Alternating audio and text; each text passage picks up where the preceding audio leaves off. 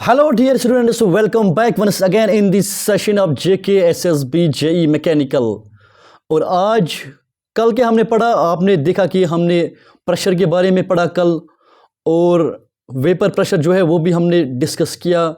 कल हमने absolute pressure, gauge pressure, atmospheric pressure, वो सब हमने कल अच्छी तरह से डिस्कस किया। अगर कोई भी डाउट हो प्लीज़ आप ज़रूर कमेंट बॉक्स में मेंशन कीजिए ताकि मैं फिर से रिवाइज़ करूँगा।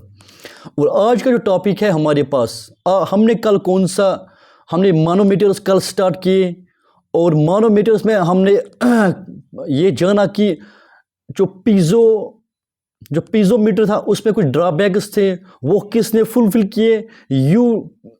यूट्यूब मानोमीटर ने उसको फुलफिल किया, लेकिन उस यूट्यूब मानोमीटर के कुछ ड्रॉबैक्स थे, उसको फुलफिल किसने किया फिर बाद में, सिंगल कॉलम।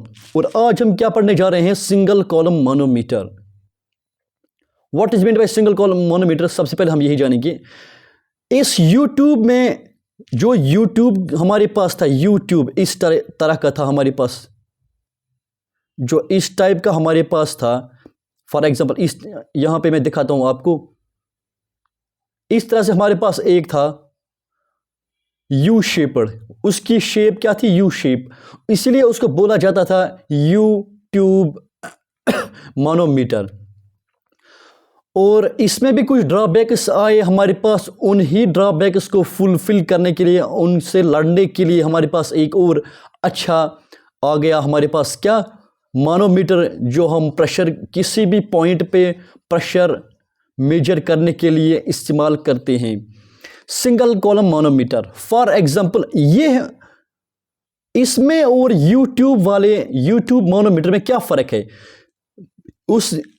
इसमें और यूट्यूब मानोमीटर वाले में सिर्फ एक फ़र्क है, इस रिजर्वायर का। उसमें भी दो लिम्ब्स थे, एक लिम्ब ये है, दूसरा लिम्ब ये है, मतलब दो ट्यूब एक ही है, इसकी लिम्ब्स दो, और इसमें सिर्फ एक चीज़ एक्स्ट्रा डाला गया, दैट इज़ दिस रिजर्वायर, जो रिजर्व करता है। अगर कभी कभार कोई ज़्यादा प्रेशर वेरिएशन हो जाएगा तो ये इसीलिए हम यहाँ पे लेके आ रहे हैं।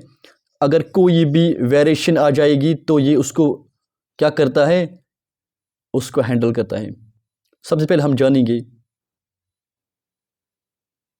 कि ये काम कैसे करता है। अगर सबसे पहले हमने यहाँ पे एक सिंगल कॉलम मानोमीटर लाया, इसके दो लिम्ब्स होते हैं, एक लिम्ब ये है, दूसरा लिम्ब ये है, और इसके अंदर एक रिजर्वायर है, दिस इज द रिजर्वायर। दोनों एंड्स, ये भी ओपन टू एटमॉस्फेयर है और ये भी ओपन टू एटमॉस्फेयर है, मतलब कोई भी इसका जो लिम्ब है वो किसी वेसल के साथ कनेक्टेड नहीं है, किसी पाइप के साथ कनेक्टेड नहीं है। तो इसलिए इसके अंदर जो है ये क्या है, ये मोनोमेट्रिक फ्लूइड है। क्या है ये मोनोमेट्रिक फ्लूइड? जिस वक्त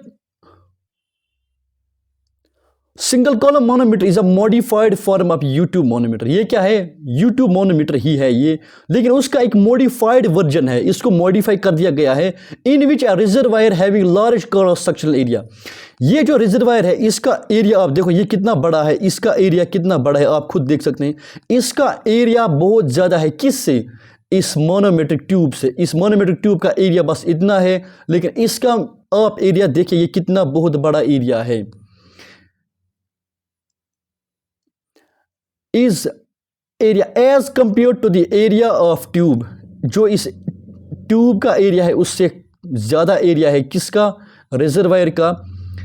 is connected to one of the limbs. ये रिजर्वायर दोनों में से एक, कितने लिम्बस है इसके दो लिम्बस है, और यह रिजर्वायर इन दोनों में से एक लिम्ब के साथ कनेक्टेड है of a manometer due to large cross sectional area. जो यहाँ पे बहुत ज़्यादा एरिया है इसका, ये किस लिए है, ये एरिया किस लिए है यहाँ पे, due to large cross sectional area of the reservoir for any variation in the pressure. जब भी प्रेशर में कोई वेरिएशन हो जाएगी, यहाँ से जब फ्लूइड आएगा उसका, जिसका हमें मेजर करना होगा, जिस फ्लूइड का हमें मेजर करना होगा प्रेशर, जब उसमें कोई वेरिएशन आ जाएगी, मतलब प्रेशर में कोई वेरिएशन आ जाएगी, the change in the liquid level in the reservoir, तो ये इसकी लेवल जो है, अगर ये यहाँ थी तो इसके ऊपर प्रेशर लग जाएगा तो ये यहाँ तक आ जाएगी। या इससे नीचे, मतलब इस लेवल से नीचे आ जाएगी, क्योंकि ऊपर प्रेशर लग जाएगा तो ये लेवल, इस मोनोमेट्रिक फ्लूइड की लेवल नीचे आ जाएगी। And the change in the liquid level in the reservoir will be very small. इसमें थोड़ी सी, इसमें ज़्यादा चेंज नहीं आएगी। देखो आप यहाँ पे देख सकते हैं, जब ऊपर प्रेशर चेंज हो जाएगा, ऊपर प्रेशर चेंज होएगा तो इसमें ज़्यादा वेरिएशन, इस पे मतलब थोड़ी सी वेरिएशन हो जाएगी। अगर ये लेवल यहाँ तक थी तो अब ये लेवल यहाँ पे आ गई, थोड़ी सी वेरिएशन आ जाएगी। और इसमें जब थोड़ी सी वेरिएशन आ जाएगी मतलब इसमें वॉल्यूम चेंज हो जाएगा, और जितना वॉल्यूम इसमें चेंज हो जाएगा वो किस में ट्रांसफ़र हो जाएगा, इसमें, इस मोनोमेट्रिक फ्लूइड में वो ट्रांसफ़र हो जाएगा। और ये जितना यहाँ पे फ्लूइड चेंज होगा और ये उतना ही ऊपर चला जाएगा। और फिर हम उसी की वजह से हम क्या कर सकते हैं, इसका प्रेशर मेजर कर सकते हैं एट ए गिवन पॉइंट। जो दूसरी लिंब होती है इस यहाँ पे, इसी में हम मेजर करते हैं इसका प्रेशर। फॉर एग्जाम्पल यहाँ पे एक और लिया है मैंने मोनोमीटर। सपोज मैंने इस पाइप को, यहाँ पे ये ओपन था, अब यहाँ पे लेते हैं, मैंने यहाँ पे इसके दो लिंब से 1 2, इसको मैंने एक लिंब को मैंने मतलब राइट वाला, सॉरी लेफ्ट वाला, ये क्या है लेफ्ट लिंब को मैंने वेसल के साथ कनेक्ट किया और उसमें मैंने एक पॉइंट कंसिडर किया। एक पॉइंट, ये क्या है मेरे पास एक पॉइंट जिसका मुझे प्रेशर जानना है, pressure of this point A. और ये किसके साथ कनेक्टेड है, इस रिजर्वायर के साथ। पहले इस रिजर्वायर की आप यहाँ पे चेक कीजिए, इस रिजर्वायर की, ये जो रिजर्वायर है इसकी लेवल कहाँ थी पहले, एक्स आप खुद देख सकते हैं, यहाँ तक इसकी लेवल थी, यहाँ एक्स जो है इसकी लेवल यहाँ थी, एक्स तक, यहाँ तक इसकी लेवल थी। लेकिन जब मैंने इसको एलो किया तो इस फ्लूइड प्रेशर की वजह से, इस फ्लूइड में ज़रूर प्रेशर होगा, उस प्रेशर की वजह से वो लेवल चेंज हो गई और नीचे आ गई यहाँ तक। कहाँ तक आ गई, और उसकी लेवल चेंज हो गई और बराबर यहाँ तक आ गई।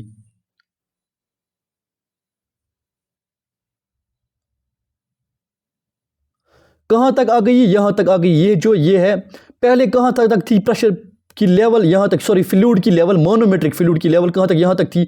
जब ऊपर से प्रेशर लग गया उसका, इस पॉइंट का प्रेशर, तो ये लेवल नीचे आ गई यहाँ तक, वाई। तो इसी को बोला है, मैंने नाम दिया है वाई ने मैंने नाम दिया इन दोनों का वाई। और जो इसने डिस्टेंस कवर किया उस मतलब मोनोमेट्रिक कॉलम में, मोनोमेट्रिक फ्लूइड ने जो डिस्टेंस कवर की, डिस्प्लेस हो गया यहाँ से यहाँ तक, उसको हमने डेल एच नाम रखा। Change in the column, change in the manometric fluid column, या इस manometric fluid level, change in the manometric fluid level, इसको क्या नाम दिया, डेल एच।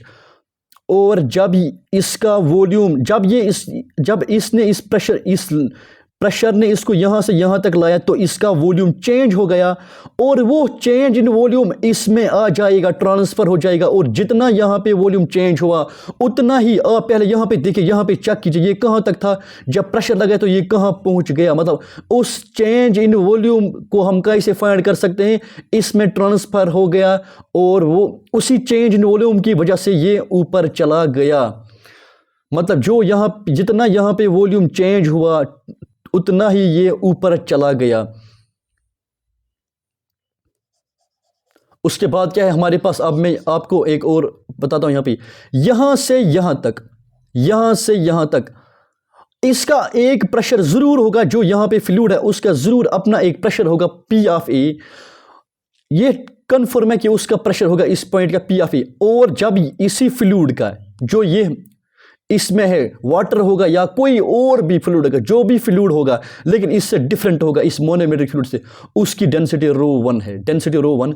और हाइट क्या है, मोनोमेट्रिक हाइट, ये कॉलम है, ये क्या है, हाइट है h1। क्या बन गई h1 क्या बन गई, ये यहाँ से यहाँ तक, यहाँ से यहाँ तक, जहाँ तक ये लेवल इसकी थी वो h1 थी। और मैंने यहाँ पे एक और चीज़ लिया, ये वाई क्या लिया मैंने, एक रेफरेंस। मैं आपको समझाऊंगा ये रेफरेंस लाइन क्या लिया मैंने। मैं मेजर कर रहा हूँ प्रेशर, लेकिन मुझे कुछ न कुछ रेफरेंस चाहिए उसके लिए, जिस फिर मैं जिसके साथ उसको रिलेट करूं, फिर मैं प्रेशर मेजर कर सकूं। फॉर एग्जाम्पल ये क्या है, मैंने क्या कहा, ये वाई वाई है, मैंने इसको रेफरेंस लिया। क्या लिया मैंने? रेफरेंस। हम रेफरेंस लाइन वो रखते हैं, रेफरेंस लाइन हम वो वाली लाइन रखते हैं जो इस मोनोमेट्रिक फ्लूइड की सबसे लोअर लाइन होती है, उसी को हम रेफरेंस लाइन लेते हैं। अगर आप यहां पे देखोगे, ये सबसे हाईएस्ट लेवल है इस मोनोमेट्रिक फ्लूइड की और ये सबसे लोवेस्ट लेवल है मोनोमेट्रिक फ्लूइड की, इसलिए मैंने इसी को रेफरेंस ले लिया। मतलब इसका प्रेशर जो यहाँ पे प्रेशर होगा और यहाँ पे प्रेशर होगा मोनोमेट्रिक फ्लूइड का, वो सेम होगा। क्या होगा? वो सेम होगा। यहाँ से लेकर बराबर यहाँ तक मोनोमेट्रिक फ्लूइड का प्रेशर क्या होगा? वो सेम होगा। तो आपको ये समझ आ गया। कल भी मुझे वहाँ पे थोड़ा कन्फ्यूजन हुआ कि कल मैं जो रेफरेंस ले रहा था सरफेस के अबव और सरफेस के नीचे, वो भी इसी लाइन से लेना था जो उसकी लोअर लेवल थी।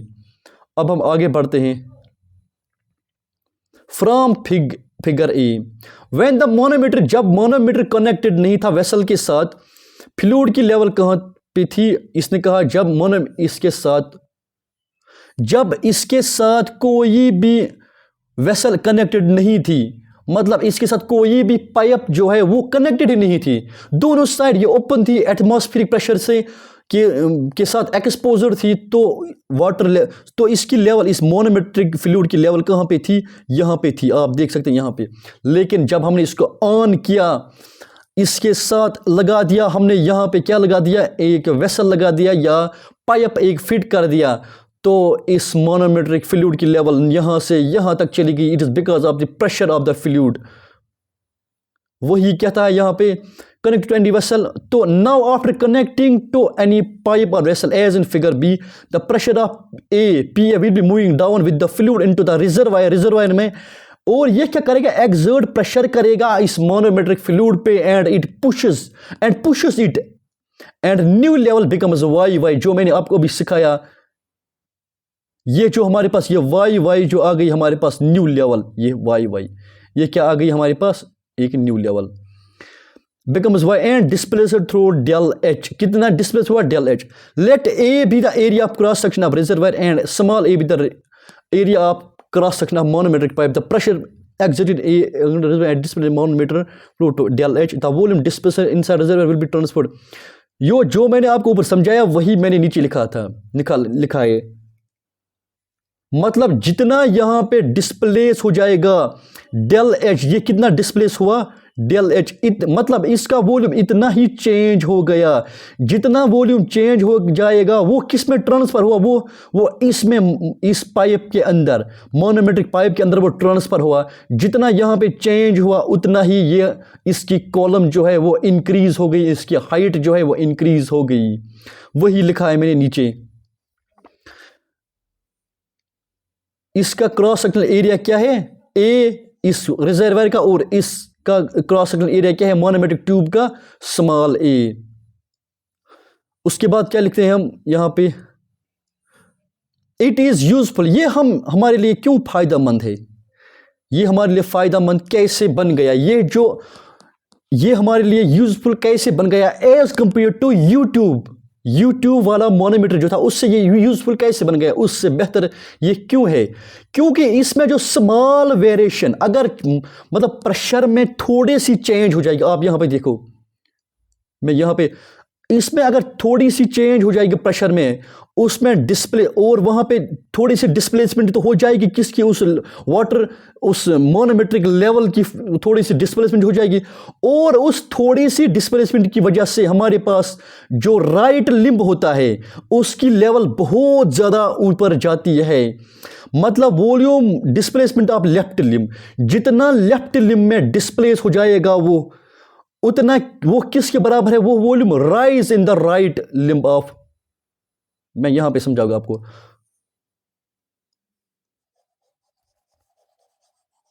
जितना यहां इसमें डिस्प्लेस हो जाएगा, जितना इसमें वॉल्यूम क्या हो जाएगा? डिस्प्लेस, उतना ही ये ऊपर चला जाएगा। मतलब वॉल्यूम ऑफ इस राइट लिम्ब में, सॉरी इस लेफ्ट लिम्ब में वॉल्यूम ऑफ वो किसके बराबर होगा? जितना इस, मैं क्या बताऊंगा, ये जितना इसमें वॉल्यूम चेंज हो गया, वो उतना ही वॉल्यूम इसमें चला गया, मतलब इसका वॉल्यूम और इसका वॉल्यूम क्या है, बराबर है। Volume displacement of this volume displacement in the left limb, volume displacement in the left limb is equal to volume displacement in the volume of this manometric fluid in the right limb। जितना इसमें displace होगा उतना इसमें rise हो गया, volume उतना उसमें rise हो गया, वही लिखा है मैंने यहां पे। जितना एक साइड लेफ्ट में डिस्प्लेस हो गया उतना राइट लिम्ब में इंक्रीज हो गया, राइज हो गया, क्या हो गया, राइज हो गया। A into delta H is equal to small A into H2। यहां पे मैं बताऊंगा आपको इसका वॉल्यूम किसके बराबर आ गया, इसका वॉल्यूम किसके बराबर आ गया। एक तो यहां पे ए है, एक तो यहां पे ए है, और ये कितना चेंज हुआ इसके वॉल्यूम में, एक तो एरिया इंटू डेल एच, ये हो गया इसका चेंज, इतना चेंज हो गया इसके इस वॉल्यूम में, इतना चेंज हो गया A into del H, A into del H. और इसमें कितना इंक्रीज हो गया, स्मॉल ए, ये क्या है यहां पे स्मॉल ए इंटू इसका एरिया क्या है स्मॉल ए इंटू, और क्या है यहां से ये जो रेफरेंस लाइन है, इसीलिए हमें इसी से मेजर करना है, ये जो रेफरेंस लाइन है स्मॉल ए इंटू एच, स्मॉल ए इंटू H2। यहां पे मुझे भूल गया है H2 लिखना, A into H2, A into H2। जितना इसमें डिस्प्लेस हो गया A इंटू डेल्टा H उतना इसमें इंक्रीज हो गया। ये क्या है H2, यहां से यहां तक, ये क्या है H2, यहां से यहां तक। क्यों, ये लेवल जो है ये यहां पे ही थी, पहले यहां तक ही लेवल थी, यहां तक ही लेवल थी, और फिर ये राइज हो, यहां पे आप देखो ये यहां तक ही थी, फिर ये राइज हो गया यहां से, वही H2 है, A into H2, A into H2, मतलब इसका वॉल्यूम किसके बराबर है, राइट लिम्ब का volume. A into delta H is equal to small A into H2। ये आपको समझ आ गया। डेल्टा एच मैंने ये देखा कि कितना चेंज हुआ इसके कॉलम में, इसके वॉल्यूम में कितनी डिस्प्लेसमेंट हो गई, वो किसके बराबर है, इसको मैंने इस A को इस साइड लिया तो वो क्या बन जाएगा, डिवाइड में A into H2 divide by A। तो आई होप ये आपको समझ आ गया। इसके बाद बढ़ते हैं हम इस एक्सप्रेशन पे। Pressure in the left limb, जो लेफ्ट लिम्ब में प्रेशर होगा हम पहले वो देखेंगे, फिर हम प्रेशर देखेंगे राइट लिम्ब में, pressure in the left limb, फिर देखेंगे pressure in the right limb. Pressure in the left limb क्या आएगा, पहले मैं इसको रब करूंगा, पहले मैंने इसको रब कर दिया, अब हम आराम से समझेंगे इसमें कौन कौन सा प्रेशर होगा। देखो एक तो यहां पे होगा पी ए का प्रेशर डेफिनेटली होगा प्लस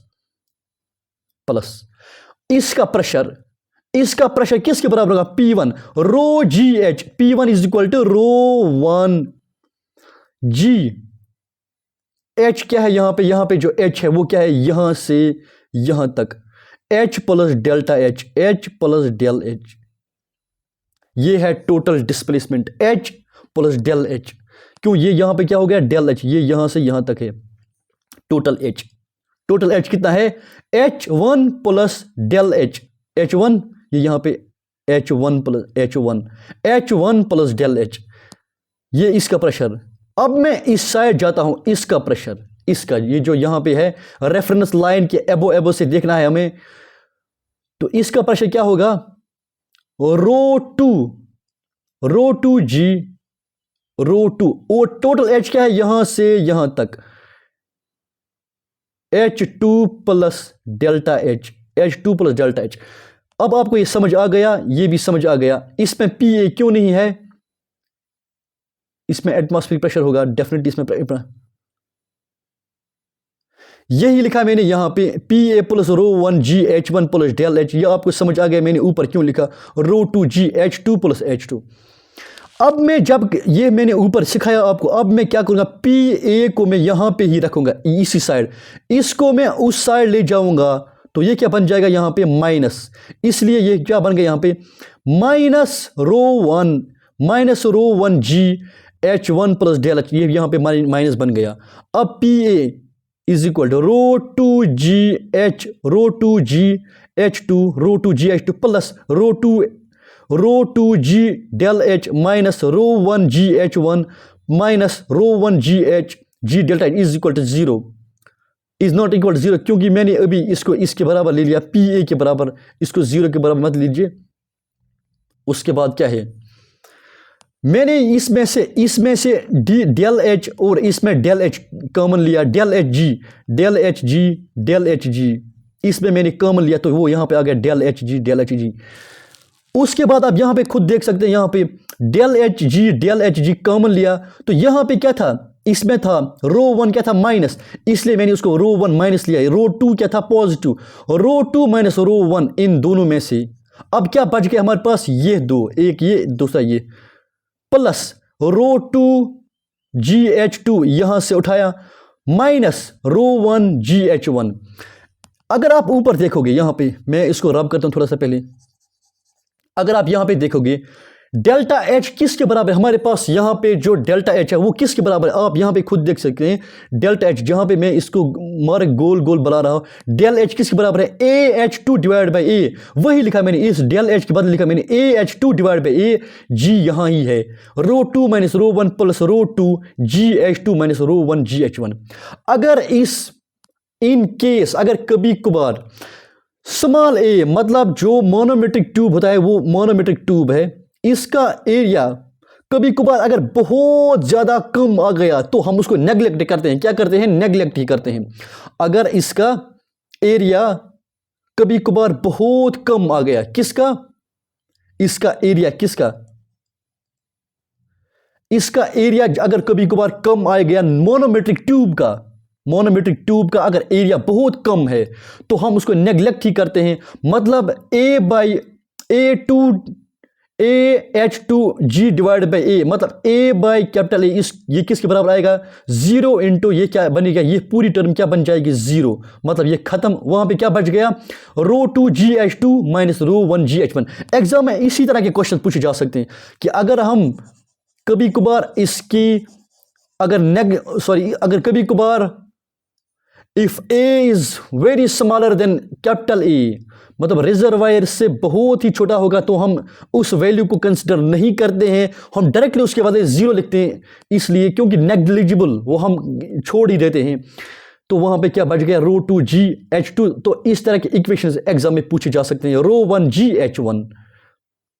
इसके बाद हमारे पास एडवांटेजेस ऑफ सैंपल, इसकी क्या एडवांटेजेस थी हम वही डिस्कस करेंगे। एडवांटेजेस में कौन कौन सा फायदा है इसका एज कंपेयर टू यूट्यूब, उससे इसका क्या फायदा था। फायदा ये था, can measure positive as well as negative pressure. अगर कभी कभार प्रेशर ऑफ इसका pressure greater than atmospheric pressure, ये भी मेजर करेगा।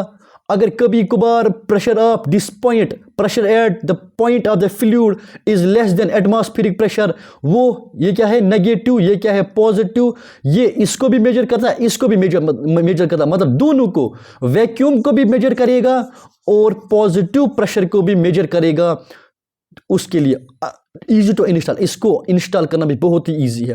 मोर सेंसिटिव देन, ये बहुत ही हमें एक्यूरेट आंसर देता है। अगर थोड़ी सी भी वेरिएशन आ जाएगी प्रेशर में, थोड़ी सी भी चेंज आ जाएगी प्रेशर में, ये उसको भी पॉइंट आउट करता है। इतना सेंसिटिव होता है, बहुत ज़्यादा सेंसिटिव होता है। किसे, यूट्यूब मैनोमीटर से। Can measure even a small value of Pa, बहुत ही अगर थोड़ा सा भी प्रेशर में प्रेशर वैल्यू जो है पॉइंट पे, किसी भी पॉइंट पे, वो उसको कितना भी छोटा प्रेशर होगा वो इसको इजीली मेजर कर सकता है। अब इसके बाद है, ये भी आपके एग्जाम में है, जेकेएसएसबी सिलेबस में ये भी है, इंक्लाइनड सिंगल कॉलम मैनोमीटर। तो इसको भी जानना बहुत ही जरूरी है। इंक्लाइनड मतलब इसमें और ये जो सिंगल कॉलम मैनोमीटर, इसमें कोई फर्क नहीं है, बस थोड़ी सी चेंज है। इसमें भी दो लिम्बस, इसमें भी दो लिम्बस, उसमें भी रिजर्वायर था, इसमें भी रिजर्वायर, उसमें भी इसी तरह से। ये पहले एक्स लेवल थी, उसमें भी यहां पे पहले लेवल किस जगह पे थी, एक्स लेवल, इसमें भी वाई वाई के पास ये फिर बाद में पहुंच जाता है। मतलब इन दोनों में क्या फ़र्क है? फिर ज़्यादा डिफरेंस नहीं है, बस एक डिफरेंस है, उसमें जो दोनों लिम्ब्स थे वो वर्टिकल थे, क्या थे? वर्टिकली। लेकिन इसमें क्या है? इंक्लाइनेड है। लेफ्ट लिम्ब जो है वो इंक्लाइनेड है, मतलब एट सम एंगल। ये जो लेफ्ट लिम्ब है, इसकी लेफ्ट लिम्ब आप खुद देखो, यहाँ पे ये जो लेफ्ट लिम्ब है, ये वाली लेफ्ट लिम्ब जो है, ये लेफ्ट लिम्ब, ये क्या है? इंक्लाइनेड। ये क्या बना दिया? मतलब एट सम एंगल, ये क्या है? एक एंगल पर है, एट सम एंगल थीटा, ये एक एंगल पर है। ये भी आपको समझ आ गया। मैंने इसको रेफरेंस लाइन क्यों लिया, या इसको बोलते हैं डेटम लाइन, क्यों? जहां पे इस मानोमेट्रिक फ्लूइड की लोअर लेवल होगी वही हम रेफरेंस लेते हैं। इसके ऊपर से क्या होगा? H, टोटल H, और इसके ऊपर से क्या होगा? H2, इसके ऊपर से क्या होगा? H2। इसके बाद क्या है और हमें डिस्कस करना, तो हम यहां पे it is same as that of single manometer, only difference is that here left limb, ये जो लेफ्ट लिम्ब है, is inclined with horizontal, horizontal के साथ इंक्लाइनेड है at some angle. This is more sensitive, ये भी बहुत ज्यादा सेंसिटिव है, ये भी बहुत ज़्यादा सेंसिटिव होता है, बहुत ही एक्यूरेट आंसर देता है, हमारे प्रेशर मेजरमेंट का एक्यूरेट आंसर देता है।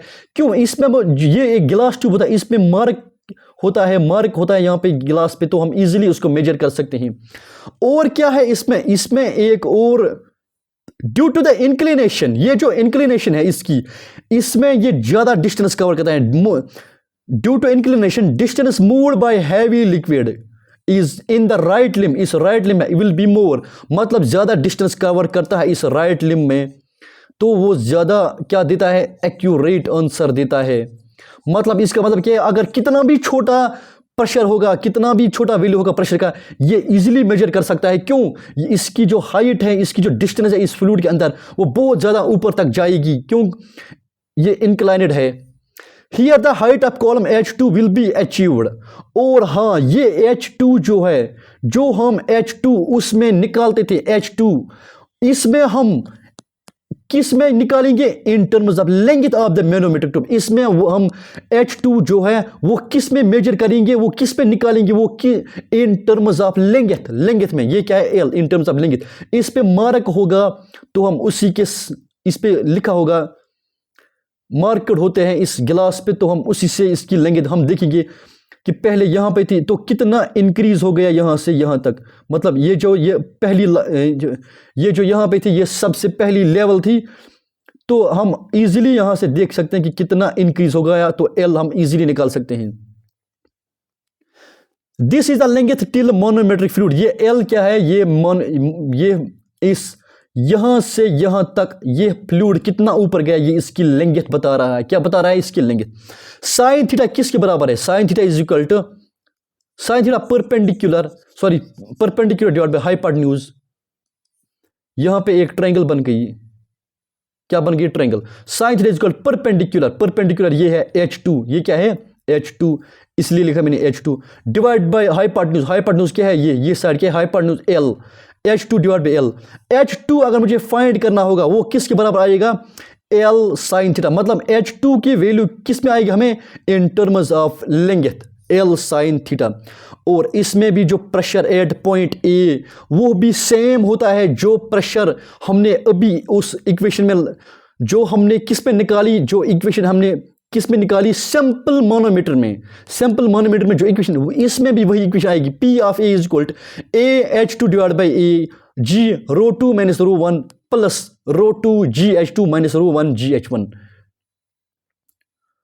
उसके बाद जो टॉपिक है हमारे पास इसमें, वो है फ्लूइड काइनेमेटिक्स। काइनेमेटिक्स में क्या पढ़ते हैं हम? It is the study of fluid motion.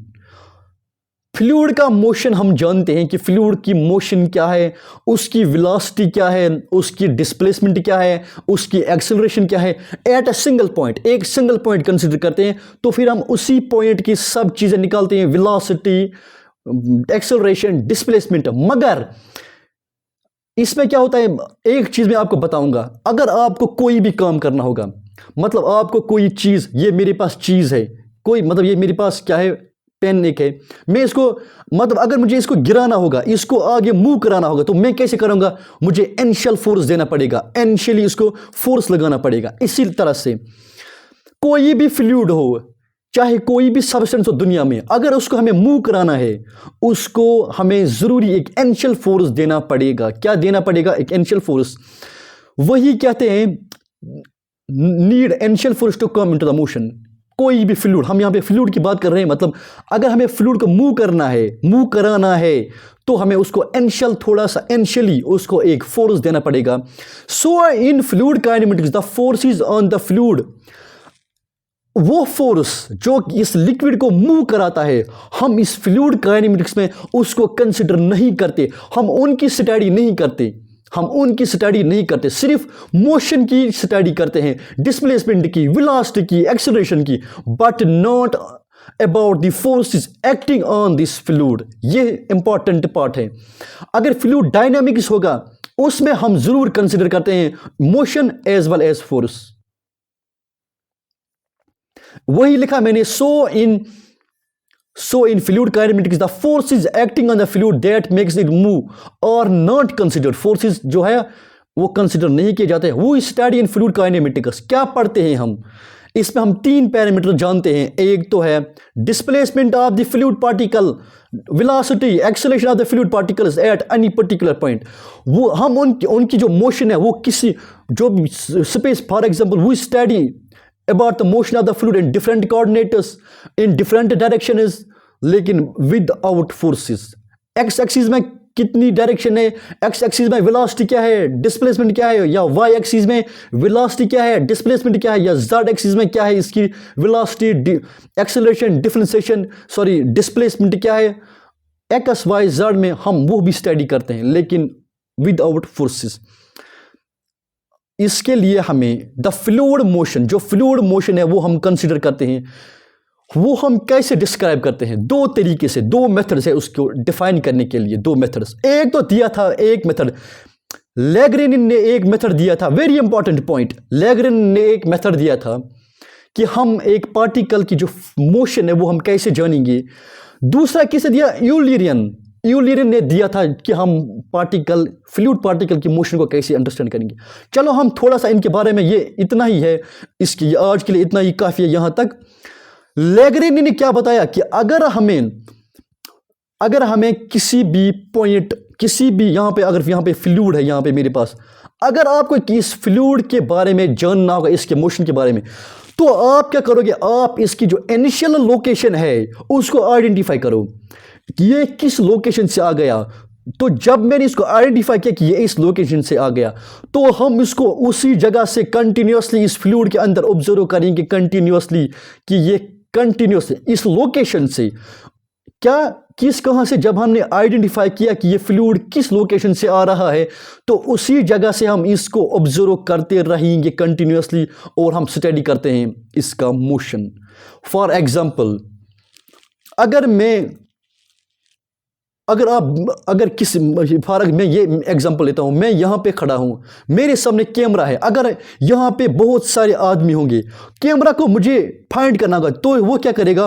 वो सबसे पहले वो ऐसे ही नहीं करेगा फोकस किसी भी पर्सन पे। अगर उसको पर्टिकुलरली सिर्फ मुझ पे फोकस करना होगा, वो क्या करेगा?